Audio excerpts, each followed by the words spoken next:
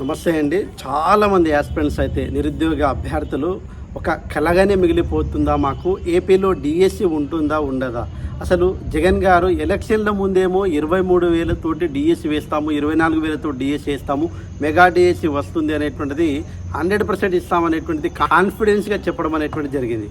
కానీ ఇప్పుడు చూస్తే జగన్ గారు అయితే మర్చిపోయినట్టున్నారు. ఎందుకంటే సీఎం కుర్చీ ఎక్కిన తర్వాత అన్నీ మర్చిపోతారంట, వాళ్ళ మైండ్లో ఏది ఉంటే అదే చేస్తారంట. కానీ కనీసం విద్యాశాఖ మంత్రి గారు కనీసం గుర్తు చేయాలి కదా, తమ శాఖలో ఉన్నటువంటి ప్రాబ్లమ్స్ ఏంది, జనాల్లో తిరుగుతున్నప్పుడు ఏం జరుగుతుంది అనేటువంటి విషయం అయితే చెప్పాలి కదా. అవి కనీసము ముఖ్యమంత్రి గారి దృష్టికి తీసుకుపోవడం అనేటువంటిది తమ యొక్క బాధ్యతగా భావించి 100% తీసుకుపోతే ఏదో ఒకటి అసలు వేస్తారా వెయ్యరా అనేటువంటిది క్లారిటీ ఇస్తే సరిపోతుంది కదా. క్యాబినెట్ సమావేశం అంటారు, కనీసం నిరుద్యోగుల గురించి ఒక్క విషయం కూడా చెప్పడానికి వీళ్ళకు సమయం దొరకదు. అసలు వాస్తవం ఏంటంటే 2012 కావచ్చు, 2008 కావచ్చు, ఈ డిఎస్సిలు చూసినట్లయితే అంటే బైఫర్కేషన్ తెలంగాణ అండ్ ఆంధ్రప్రదేశ్ ఏర్పడక ముందైతే అసలు ఒక మినిస్టర్ చెప్పారంటే చాలు. ఇప్పుడు 2012లో నేను టీచర్ జాబ్ సాధించానండి. అప్పుడు ఒక మినిస్టర్ గారు చెప్తే చాలు 100% ప్రాసెస్ అనేటువంటిది జరిగిపోతుంది. వాళ్ళు చెప్పినటువంటి మాట 2 నెలల్లో అయిపోతుంది అంటే 2 నెలల్లో తప్పకుండా డిఎస్సి నోటిఫికేషన్ వస్తుంది. దానికి సంబంధించినటువంటి అప్లికేషన్ డేట్స్, ఎగ్జామ్ అనేటువంటిది ఉంటుంది. ఈ రకంగా అంటే ఒక మినిస్టర్ చెప్తే ఆన్ ద ఫ్లోర్ చెప్పినా కానీ, ఆఫ్ ద ఫ్లోర్ చెప్పినా కానీ, ఒక మినిస్టర్ గారు చెప్తేనే అంత పకడ్బందీగా ఉండేటువంటి పాలనలో అసలు ఇప్పుడు ఏమైపోయారు, ఈ బొత్స గారు ఉన్నారండి కామన్గా. వీరు అప్పుడు కూడా కామన్గా మంత్రిగా పనిచేశారు. కానీ అప్పుడున్న దానికి ఇప్పుడున్న దానికి ఏం మాట్లాడుతున్నారో అర్థం కాదు. ఎవరైనా ఫోన్ చేసి అడిగితే సార్ మాకు టెట్ ఉంటుందా సార్ అంటే ఉండదని అంట. ఓకే, టెట్ ఉండదు, మరి డిఎస్సి ఉంటుంది అంటే ఉంటుంది. అరే ఉంటుంది అని చెప్తారు, కానీ ఎప్పుడు ఉంటుంది సార్ అంటే త్వరలో అంటారు.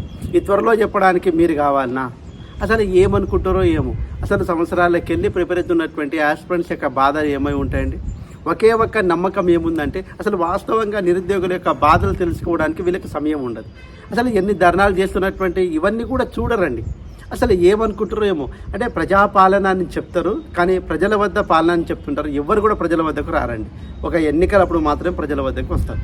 అసలుకి విద్యా వ్యవస్థ అనేటువంటిది ఏమైపోతుంది, వైద్యం అనేటువంటిది ఏమైపోతుంది. వైద్యానికి ఇచ్చినటువంటి ప్రిఫరెన్స్ విద్యకి ఇవ్వడం లేదు. ఒక టీచర్ లేకుంటే మీరు ఎన్ని ట్యాబ్లు పంపిణీ చేసినా కానీ, ఎంత ఫండ్స్ అనేటువంటిది మీరు స్కూళ్ళకి ఇచ్చినా కానీ, ఎన్ని యాప్స్ అనేటువంటిది మీరు కొన్నా కానీ యూజ్ అనేటువంటిది ఉండదు.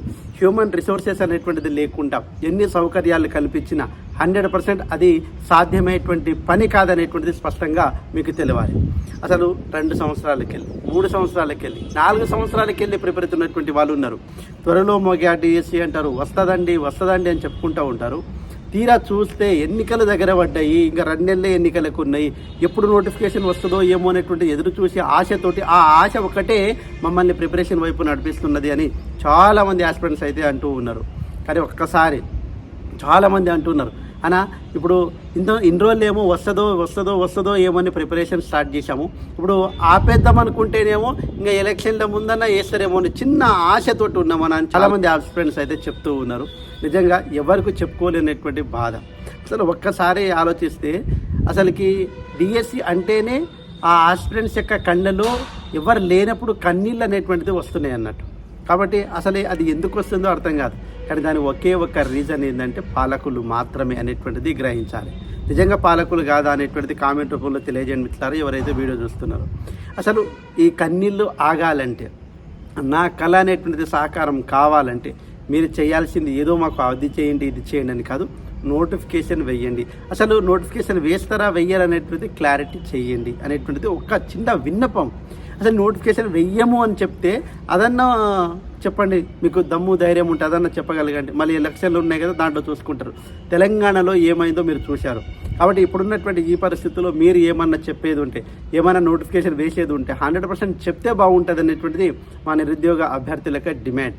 కాబట్టి చాలామంది అడుగుతూ ఉన్నారు, అన్న ఇంకా వస్తుందా అంటే ఒకే ఒక ఆశ. ఏం చెప్తున్నామంటే ఎలక్షన్ల ముందు ఏ ముఖ్యమంత్రి కూడా డిఎస్సి నోటిఫికేషన్ వెయ్యకుండా ఎలక్షన్లకు వెళ్ళలేదు అనేటువంటిది చిన్న ఆశతోటి 2006 కావచ్చు, 2008 కావచ్చు, 2012 కావచ్చు, 2018 కావచ్చు, ఏదైనా కావచ్చు, డిఎస్సి లేకుండా నోటిఫికేషన్ లేకుండా ఎలక్షన్లకు వెళ్ళరనే చిన్న ఆశే మా ప్రిపరేషన్ ముందుకు నడిపిస్తుంది అనేటువంటిది చాలామంది యాస్పిరెంట్స్ యొక్క మాట. సో 100% డిఎస్సి అభ్యర్థులకు న్యాయం చేసేటట్టుగా మీ యొక్క పాలన ఉంటే బాగుంటుందని ఇన్ని రోజులు కోరుకున్నాము. కానీ ఇప్పుడు మీకు చూస్తుంటే మాకు ఎందుకురా బాబు అన్నట్టు అనిపించకుండా తప్పకుండా భారీ నోటిఫికేషన్ వెయిట్ చేశాము. ఒక భారీ నోటిఫికేషన్ తోటి మాకు కొద్దిగా ఊరట కల్పిస్తారని మనస్ఫూర్తిగా కోరుకుంటూ, అదే రకంగా జిల్లాల వారీగా ధర్నాలు అనేటువంటిది, అదేవిధంగా జేఏసీ ఆధ్వర్యంలో అనేక ఉద్యమాలు చేయాల్సినటువంటి సందర్భం అయితే ఏర్పడ్డది, చేస్తూ ఉన్నారు కూడా. కాబట్టి 100% ముఖ్యమంత్రి గారు తప్పకుండా నోటిఫికేషన్ ఇవ్వాలి. అదే రకంగా నిరుద్యోగులకు న్యాయం చేయాలని మనస్ఫూర్తిగా కోరుకుంటూ, ఒకే ఒక ఆశ, డిఎస్సి నోటిఫికేషన్ వేయకుండా ఎలక్షన్లకు వెళ్ళరు అనేటువంటిది ఒక చిన్న ఆశే ప్రిపరేషన్ నడిపిస్తున్నటువంటిది. కాబట్టి అలాంటి ఆశ పెట్టుకున్నటువంటి ఆశను మమ్ము చేయకుండా ఆశయం కోసము మన ప్రయత్నం అలాగే కొనసాగాలని మనస్ఫూర్తిగా కోరుకుంటూ, వీలైతే తప్పకుండా ఎలాంటి అప్డేట్స్ ఉన్నా మీకు అందించడానికి ప్రయత్నం చేస్తాను. ఏపీ గురించి ఏం చెప్పడం లేదు కదా అని చెప్తూ ఉన్నారు. కానీ ఒకే ఒకటి, ప్రతిసారి నేను వీడియో పెట్టి మీకు ఇబ్బంది పెట్టేదానికంటే ఇన్ఫర్మేషన్ జెన్యున్గా ఉన్నప్పుడు పెట్టడమే ఉత్తమం అనేటువంటి ఉద్దేశంతో ఎలాగో ప్రిపరేషన్లో ఉన్నారు. 100% మీ ప్రిపరేషన్కు నోటిఫికేషన్ వస్తే తప్పకుండా నేను కూడా తోడై 100% ముందుకు తీసుకెళ్దాం. అందరం కలిసి మొదటి సంతకం చేసుకునేదాకా తప్పకుండా శ్రేణు ఇంగ్లీష్ క్లబ్ మీకు తోడుగా ఉంటుందని మనస్ఫూర్తిగా కోరుకుంటూ, ఒక అన్నలాగా, తమ్ముళ్ళలాగా, కుటుంబ సభ్యుల్లాగా అందరం కలిసి మొదటి సంతకము ఒక గవర్నమెంట్ ఎంప్లాయీ లాగా ఉండాలని మనస్ఫూర్తిగా కోరుకుంటూ ముగిస్తున్నాను. Jai Hind. Thanks for watching. All the best. Bye. See you.